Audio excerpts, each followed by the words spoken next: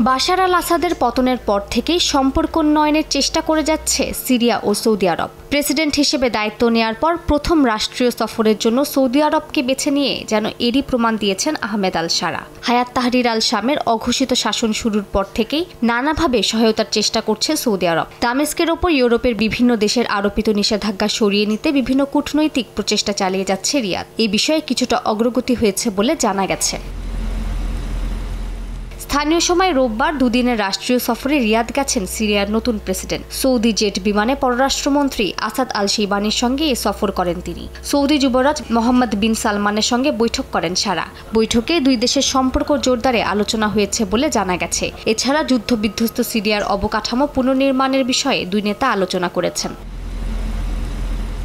আহমেদ আল শারার রিয়াদের এই সফর অনেক রাজনৈতিক পরিবর্তনের ইঙ্গিত দিচ্ছে বলে মনে করেন বিশ্লেষকরা। এর আগে বাশার আল আসাদকে ক্ষমতায় টিকিয়ে রাখতে 3 থেকে 5,000 কোটি ডলার ব্যয় করে ইরান। আসাদের উৎখাতের আগ পর্যন্ত সিরীয় সরকারের সবচেয়ে বিশ্বস্ত সহযোগী ছিল তেহরান। ডয়েচে ভ্যালেতে দেয়া সাক্ষাৎকারে বিশ্লেষকদের মতে সিরিয়ার অন্তর্বর্তী প্রেসিডেন্টের রিয়াদ সফর তেহরান দামেস্কের সম্পর্ক ছিন্ন হওয়ার ইঙ্গিত দিচ্ছে।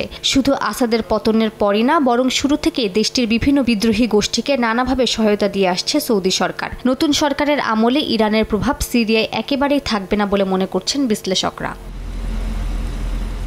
এদিকে বার্তা সংস্থা অ্যাসোসিয়েট প্রেসে বিশ্লেষকরা জানান, ইরান ও রাশিয়ার থেকে দূরত্ব বজায় রেখে পশ্চিমাদের দিকে ঝুঁকছেন আহমেদ আল শারা। তারা আরও জানান, পশ্চিমাদের আরোপ করা নিষেধাজ্ঞা দূর করতেই ঐতিহ্যবাহী সিরীয় পোশাক পরিহার করে স্যুট টাই পরে সৌদি আরব ও পশ্চিমাদের সঙ্গে হাত মেলাচ্ছেন শারা। এছাড়া যুদ্ধবিধ্বস্ত দেশ পুনর্গঠনে বিলিয়ন বিলিয়ন ডলারের সহায়তার জন্য পশ্চিমাদের ওপরই শারা ভরসা রাখছেন বলে মনে করেন বিশ্লেষকরা।